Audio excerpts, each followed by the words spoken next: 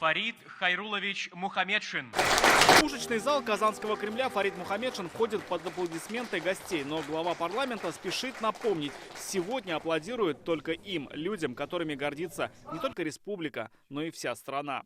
Доставляет огромное удовольствие видеть вас, приветствовать вас, благодарить вас от имени руководства республики, Раиса Татарстана, Рустама Нургалиевича Минниханова, от имени депутатов Государственного совета республики, от имени правительства Татарстана, да я бы сказал, от огромного количества людей, которые понимают, что вы тот народ, те люди, достигшие успехов каждый в своей сфере, на кого надо равняться. Детского хирурга Кирилла Булатова называют героем нашего времени. В ноябре прошлого года он добровольно оставил свое отделение в Альметьевской больнице и отправился помогать детям Лисичанска. Многие месяцы они были лишены медицинской помощи. Там сложность в том, что нет полностью организации, все новое, все только пытается выстроиться. И, конечно, там приходится импровизировать во всем.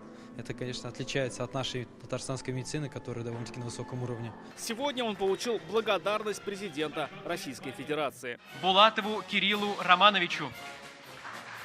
Сегодня вручают государственные награды как республики, так и страны за то, что именно эти люди на протяжении многих лет и даже десятилетий остаются лучшими в профессии. Профессии разные, но каждая значимая. Фарид Мухаммедшин отмечает, все они признанные передовики своих отраслей. Пример — известный литературовед, фольклорист, тюрколог Марсель Бакиров. Через 1,5 месяца ему исполнится 90, но и сегодня он полон сил, идей, а с этого дня на лацкане его пиджака будет сиять орден Татарстана. Очень приятно осознать, что прожитые мною годы прошли не напрасно. Не иначе как чудом церемонию награждения называют Марат Ахмедшин и Валерий Иванов. Первый — композитор, кинематографист. Сегодня он получил звание заслуженного деятеля искусств республики. Второй — промышленник. Ему вручают медаль ордена за заслуги перед Отечеством 2-й степени. Иванов Валерий Алексеевич. Очень большая ответственность. Спасибо руководству Республики Татарстан, Раису, Рустаму Нургалиевичу Минниханову, генеральному директору Такниф Магомеду Наилю Фадовичу, Владимиру Владимировичу Путину. Это большая ответственность. Дай Бог работать и пользу приносить своей республике родной.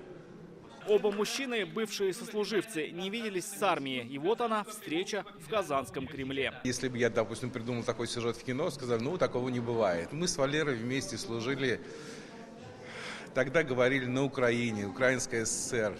Военная часть 40-438. Вместе в один день приехали в часть военную, вместе в один день демобилизовались.